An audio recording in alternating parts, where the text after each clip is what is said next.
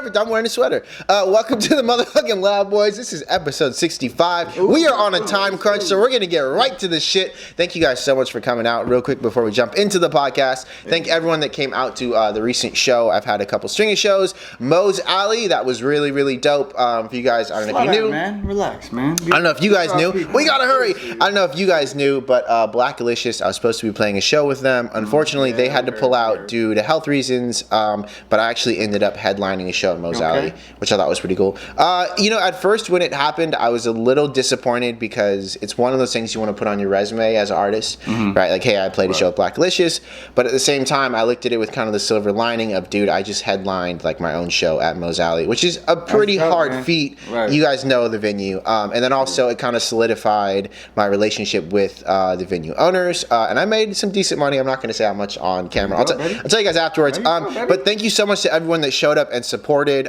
Thank you to the new fans. I have another show coming up October 4th at the Catalyst. Actually, October 3rd, my bad. October 3rd at the Catalyst with Greaves. After that, I'm playing in Placerville October 12th. And then October 20th, I'll be back for Santa Cruz Music Festival. And November 23rd, I'll be in San Francisco. Y'all know what it is. Let's get right into the shit. My name is Alwa. You know what it is. I rep that 88 over everything. 16 Summers is out now. And I'm wearing this classy sweater, baby. I'm also here with a couple of my friends. It is your boy K-Sheezy, the Don Weezy, Costco K-Sheezy, the Don Wonton Soup, baby. It's your boy. Hey, it's your boy. And your boy. I'm also here with. Hey. You already know. Shout out to E-Man. Make sure you follow his premium Snapchat. What's your premium Snapchat? I don't have a premium Snapchat. No, you show your dick on Snapchat. He puts the hammer down. Thank you guys so much. This is episode 65. We want to start with something. Does he show? Wait. Do you show your dick on Snapchat? No. Yes, that's what the premium's for. That's what it's for. How that's much what you charge? It's for. Is it PayPal? It's PayPal, dude. Drop this shit, man. I had to block him because he was putting the hammer down so much. How many dick pics do you have from me, man? Yeah, 3. So I wanted to read you guys this email that I got, and it's always just go through his emails. No, it's the first time that this has happened, but I also wanted to get you guys' opinion because I think it speaks to like a broader topic for maybe upcoming artists and artists in general about something that you probably shouldn't do. Go ahead. So, the email reads, "Hi, management for Alwa. I'm a local hip-hop artist from the Bay Area. I'm looking to open up for any of Alwa's upcoming shows in California. I'll send some of my work for you to check out." So, initially I thought, that's pretty cool. This is the first time someone's ever hit me up and said they want to open up for me. So, I go and I check out the link that he has and I check out their Instagram. I go to his Instagram and he doesn't even follow me on Instagram. So, at that point, it's kind of like, well, I don't really think that I'll be reaching back out to the person. And this, I think, speaks to a broader topic and a broader issue of asking for something without providing value. A lot of people ask me how I book shows, how I build relationships, and I think a big key is you need to provide value before you ask for something. Exactly. What do you guys think? Dude, this is like, so this whole era of social media, right? This is just like, dude, I feel like I've gotten messages too where it's like, oh, hey, I really, like for like the whole Lab Boy shit, when I was promoting the Lab Boy shit, it's like, oh, I really fuck with y'all music, like, I really love y'all, blah, blah, blah. And I'm like thinking this dude's like a real fucking fan. Like, when I first saw the message, I'm like, man, this guy has heard all of our fucking tracks and all that, right? He didn't follow me, right? I fucking responded to him, just said, oh, hey, just saying thank you. Didn't fucking message me back. The whole purpose of what he wanted, it was just, he wanted us to fucking, pick him up or shout him out. Yeah, it's just, dude, so like, these people don't even fucking follow you. This whole social media thing is just, dude, it's easy for me to fucking reach out to you. And everyone, they can look at you and they see that you have your music out there. They see that you're doing things. I need to fucking ride that coattail. Right. I need to fucking message them and fucking see if I can ride that wave with them. And I'll ride this person's wave. I ride this person's wave. I ride this person's wave. They might not even hear your music. That's what this area is, man. Yeah, it was a trip, man. And I think if you're an artist just starting out, this is something that you don't want to do. You want to make sure that the connections that you make are genuine. You're actually building relationships, because at the end of the day, if that's someone that you genuinely want to work with, you should be looking to build a lifelong friendship with them. E-Man, what do you think? Yeah, that's right, man. I back fully what you guys just said. Perfect, and that's why we got him on the podcast. Yeah. Next topic. No, real talk, man. No, All the for people real. that truly do support, I shout you guys out. Email? Yeah, like that's just dope. I used to think that was just bots, man. Just But- ignore that shit. You know? Well, dude, we also know like the fucking people that always just put their shit online, right? Like Right. you can name a couple people that all they do is put their shit, They're all their trying to- music shit online, and they don't fucking, you don't really know them like that, right? I think it's important to just fucking when you're sharing your shit online, go out there and make genuine connections with people, and I think that's gonna that's fucking get you a lot further than just doing the social media shit. So Yeah, and artists out there, I would say this as well. You need to make sure that you're also doing your own work. You got to build your own movement. And again, when I started out, there wasn't really too many people that just were sticking their hands out saying, come on and do this. There were certainly people that helped along the way, but what changed a lot for me was creating my own space, which is what I did with Coffee and Hip Hop. And at that point, I was able to provide value to other artists, and then once I provided that value to other artists, I would ask them for something in return. But you can't ask for something without providing value first. That is the key. That is the takeaway. Comment down below if you think I should everybody email that person motherfucking- back. Everybody motherfucking raps now. It's like Right. everybody can rap. It's not even. It's not not just hard. now. to- That's you got been, you know what I mean? I feel like that's been since we started rapping too. You know? dude. There was this dude at the on the Everybody subway. skated first when we were young. I was just skating. Yeah, Oh exactly. man, And I only did it for one everybody reason though, dude. The chicas. Oh, you skateboarded for the hoes? Okay, let's not. It's the loud boys for the chicas, dude. I still skate, but not for the chicks anymore. Not for the chicks anymore. Just for the love, dude. just for the bros.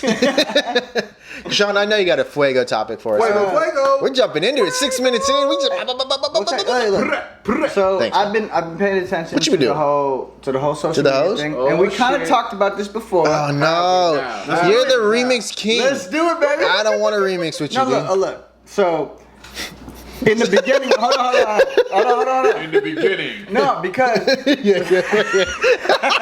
the land before time. In the beginning, before the remix. No, look. So Tekashi is now TEKASHI69. Oh, He is now in a further point in his fucking court case, right? snitching And for dude, it. in the beginning, he was like lightweight snitching. I don't know if Oh I my should God. be snitching. Those memes, now he's bro. straight Dude, those snitching. memes, Those memes. those Dude. memes, you're just snitching everybody. Yeah, bro. I swear to God, like, Oh my God, dude, this is the biggest snitch in history, bro. Like, He's just this- giving up so much information. I feel like it's just the most looked at. You know, it's the most. Yeah, the biggest snitch in history. Well, Nah. you can't say no. He's not the biggest snitch in history. He's the most. I think it's the looked most Well, publicized. because that's what I meant. Thanks, at. man. It's more- Okay, That's why they got me on the thank you. podcast. because he's the most publicized. He is the most unsafe snitch in fucking history. Yes and no. Or What the okay, safest. so what I want to know is, do you think that because he's going to be let out, right? In Because witness protection. because of all the shit he has, But all he's the probably info- already out. he's not. No, he's not. He's still- in he's still in jail, court. bro. Don't just say shit Oh, to say shit, bro. Because, dude, That's what he does on the so podcast. all the information that he's giving out, do you think that he will be safe once he gets out? Yes. You think he will? He's in federal witness They're gonna protection. try to keep him safe for sure. So, okay, dude, here's what I think. And a lot of people are like, oh, man, like, there's no way he's going to be safe. And it's like, dude, he's in federal... Bro, this dude Just has listen. a 6'9" on his face. They have tattoo removal. Have you... Okay, let me ask you a question. Have you ever been to South Dakota or North Dakota? Huh? Have you ever been to South Dakota or North Dakota? Yeah, that's where my house Or is. Idaho? You Or already- Milwaukee? You already know the answer to these questions. There's so many cities and towns in America that you would never, Bro. ever be or see. They can hide him away in a little cul-de-sac and we'll nah. never hear from him again. But you're getting away from what I really want to talk about. Isn't that sad though? Isn't that like losing? No, and I don't. Honestly, first of all, Is that like losing I don't down? think that that's what he's going to even want.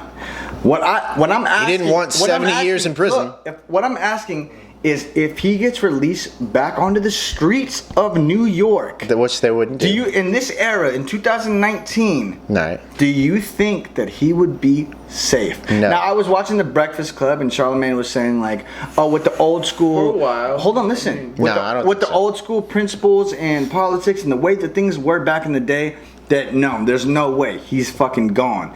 But nowadays... He's gonna be back on the streets. He's gonna be releasing music. The fucking suburb kids are gonna love him. He's gonna be safe. No. Do you think that he's safe in these streets? I think if he's just released as a person and just gets out, nah. He's not. Like, he's snitched on way too many people. He said too much. And then also, even the people that are not involved with the case, I feel like they would take issue with it and be like, look, man, like, we can't have this dude running around telling other people it's okay to snitch. Because if you let someone go like that, you're spreading the message that it's okay. So people that aren't involved in the case would look at that, and I'm assuming, right, OGs would look at that and be like, nah, we can't let the younger generation think this is okay. We need to set this like to we need to rest. fucking set the standard. Make an example of him, right? Yeah. Man, what do you think, man?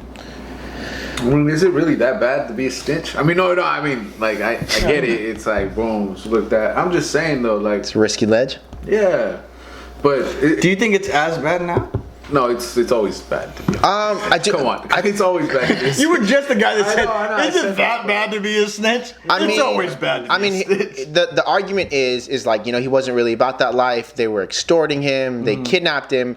And I get that. Now, of course, he has to say that. Now they have video of him being kidnapped. But other people are saying that he was always a fucking money ploy. Like he was. And he was.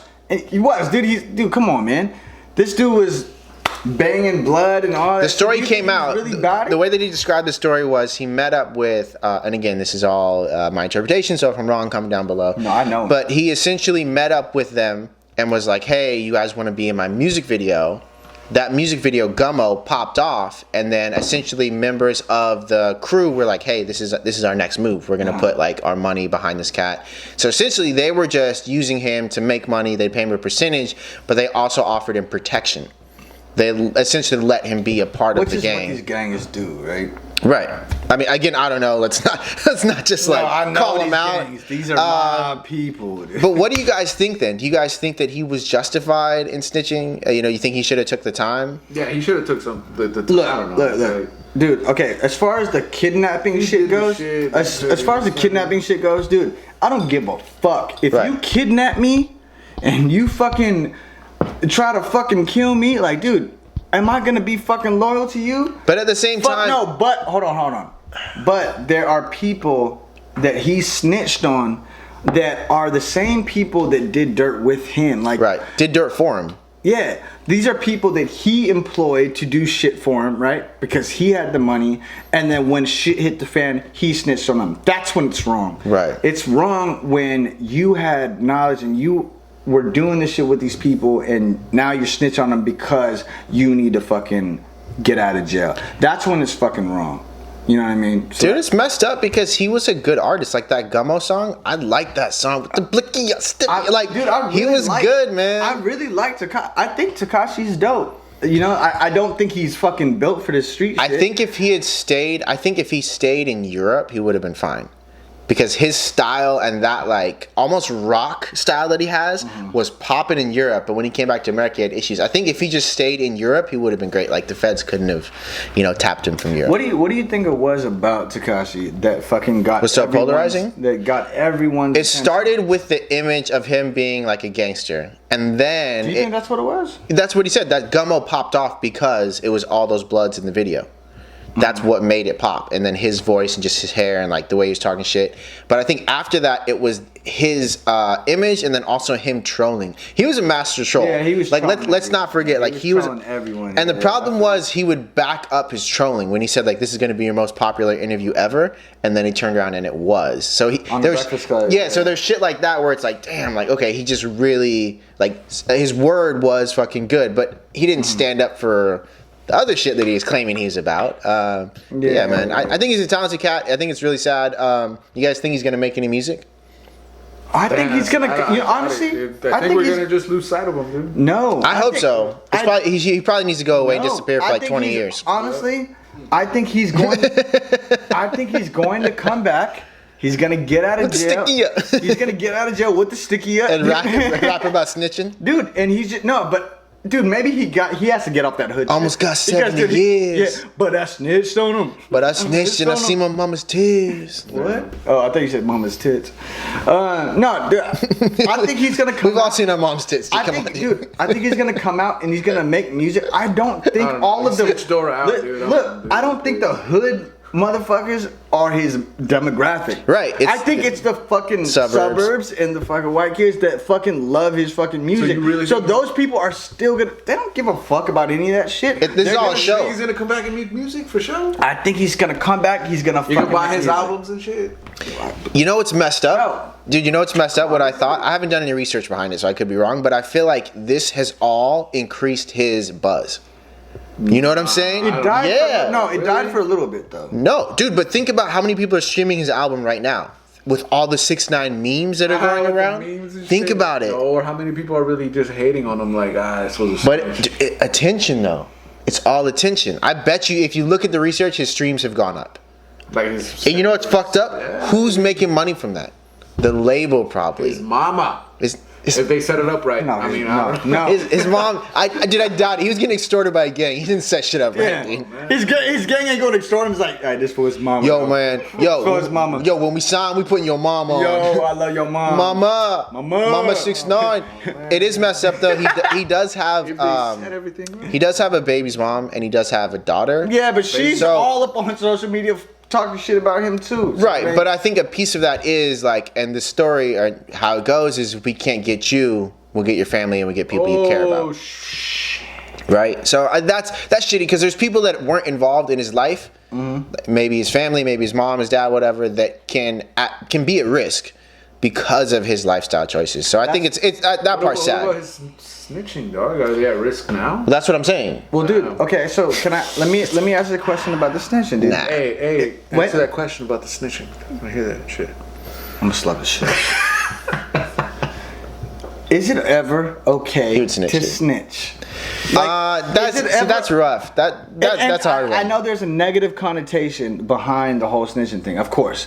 But is it ever okay, or do you ever feel justified in snitching? Or give me a situation, because I saw this on the TI podcast.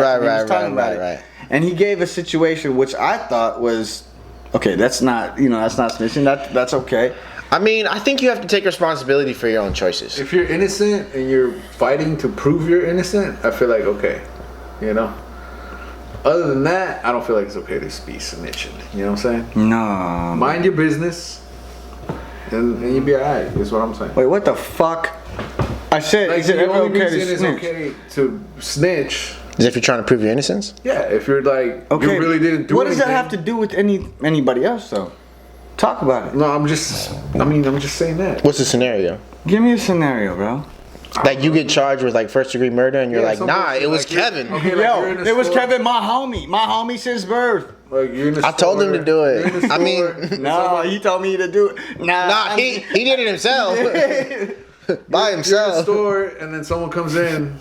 You know, hold up, boom, they shoot up the guy at the register and stuff, and then hold up. You know what I mean? Like they come and think it's you type shit. You know what I mean? Like, and then you know who it was. It's like, yo, I didn't do it. Nah, but then again, fuck. Damn. That's just like if it's a name, you know, because you're gonna be like, I didn't do it. They're gonna be like, so who did it? You know, and then it's like, you don't have to necessarily snitch. You don't have to necessarily say a name.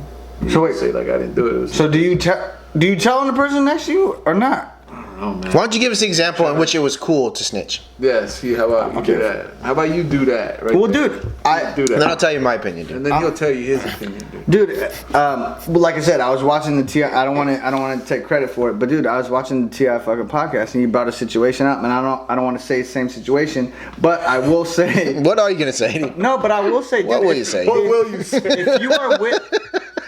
Hold on. Okay. If you're, I'm gonna just tell a situation. I'm gonna just say. So like, if you're in the car with somebody, right? You're in the car with someone. If you were in the car with somebody, right, and the guy that you're in the car with has a fucking gun, pistola. All right. Oh, T.I. said gun. So I'll change it up. The guy that you're with has a fucking bunch of weed in the car. Right. Right. A bunch. E-man, stop, please. Oh, I don't need that shit. No, I'm sorry. I thought you did. Dude has a bunch of fucking weed in the car. You don't know about it. And then the cops pull you over, they smell the weed, right? So then they're like, oh, who has the weed in the car? You're like, oh, no, there's no weed in this car, because you didn't even know about it as the driver. Right. But then you find out that your fucking friend does have a bunch of weed in the car. Right. But he's acting like he doesn't fucking, oh, I don't know. That's, it's not my, I don't have weed. So you're saying to say like, oh, it's If his you didn't shit. have no fucking prior knowledge, okay, even then, a man should fucking stand up for himself and fucking, dude, if it's your shit, you need to take responsibility for the things that you've done. Exactly. And not bring Right. anybody else into it. Right. So Right. I think at that point, that's when it's okay to fucking say, look, that's not my shit. That's his shit. But see, you don't have to. They you don't have to fucking go brought that you extra, into that. You don't have to go that extra step. I feel like you can just say it's not my shit, and then they can try and put two together, whatever the fuck. But you don't necessarily have to snitch. Okay, so there was one time. what I'm saying. There was one time I was driving my fucking Honda Accord back in the day, right? And we were with with the boy. His name starts with a J. Oh. And we were driving, and I got pulled over. It rhymes with. Just don't. That's all good. Yeah. Come Okay. on. But just dry snitch on him right now, dude. No, just don't. So anyway, we got pulled over, and dude had fucking a bunch of fucking weed in, right? Cops pulled me over, and I get out of the car, and the cop's about to say, like, dude, like, you guys are all going to fucking jail, because he found a bunch of weed, right? Yeah. You guys are all gonna go to fucking jail, right? And I was like, dude, in my head, I was like, dude, I can't snitch on him. I know who it is. I can't snitch on him, right? Just because this whole no snitching thing. And I didn't. But I looked at him. I was like, dude, you have to fucking say something. This is not my shit. And I'm not going to go down for you. Like, you have to say it, right? And he was like, and he kept saying, no, I don't know anything about it. I don't know anything about it.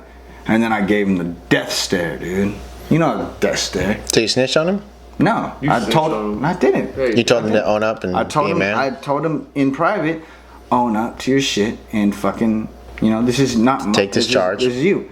And then he he raised his hand. Do you think? Do you think any responsibility lies on you though? So I would say this: like, if I was ever in a situation where I was rolling around with someone, they were driving, they got caught with something, and I got in trouble for it, my mom would be like, "Well, why would you put yourself in a situation where that would be a thing?" Okay, so at that time, I didn't know. Okay. I literally did not know he had weed. But you knew the type of person that he was. Okay, but until we got pulled over. Therein lies. Hold on. Well, So is there any responsibility? Until we got pulled over, that's when I found out he had weed.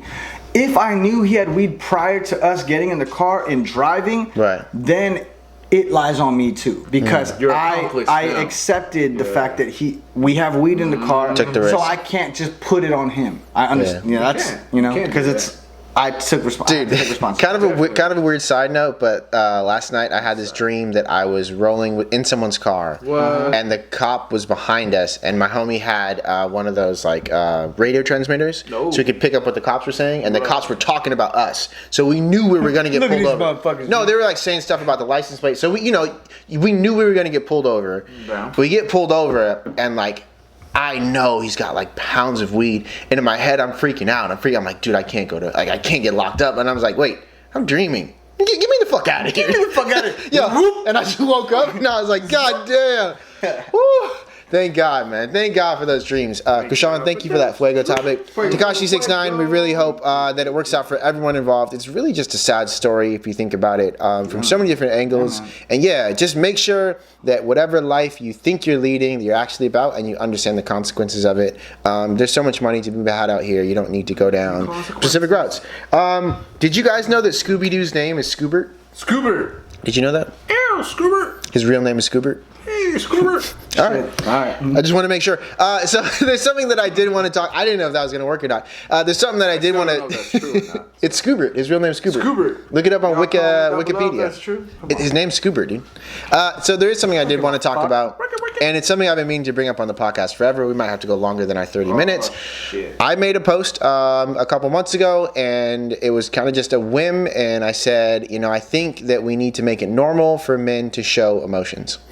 And a lot of people commented on it, and a lot of people were saying yes, and some people were saying, no, like this new generation is too soft. And someone said, hey, you should talk about it on the podcast. And I initially said, hey, I don't really think we're qualified to necessarily talk about it. And she said, well, you're a guy and you have a podcast. I said, yeah, I guess you're right. So I just want to talk to you guys about it. What do you guys think? My whole point was, I just think we need to make it normal for men to share emotions. I think there's a stigma that we kind of have to be stoic as men, and we can't necessarily, you know what stoic means?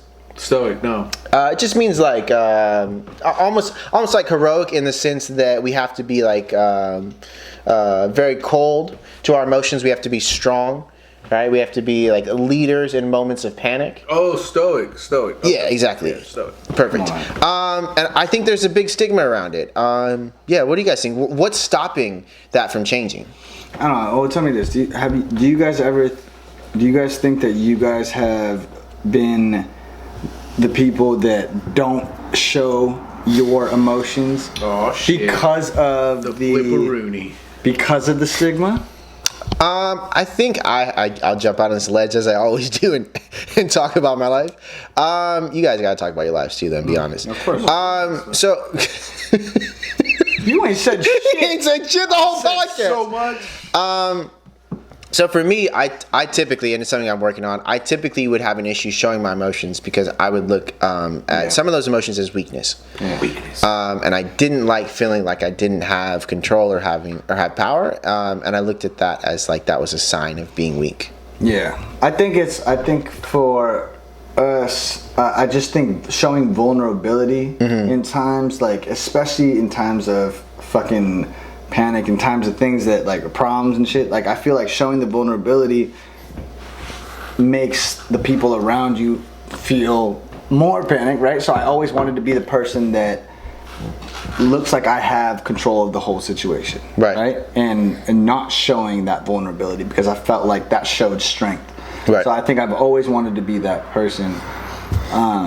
But yeah, but there's also, but on the contrary, I think I also. Oh shit! There's also been times where I've shown.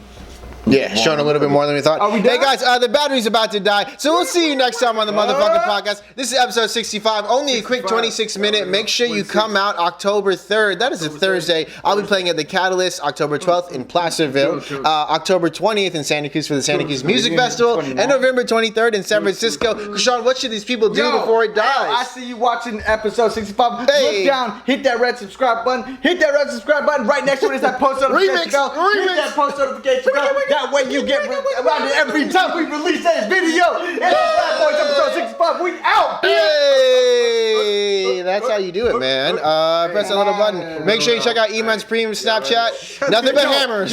Nothing but hammer pics. He has a dick on Snapchat. Dude. Eman, don't turn it off. Oh man. Oh man, you didn't turn it off. You idiot. We'll see you guys next.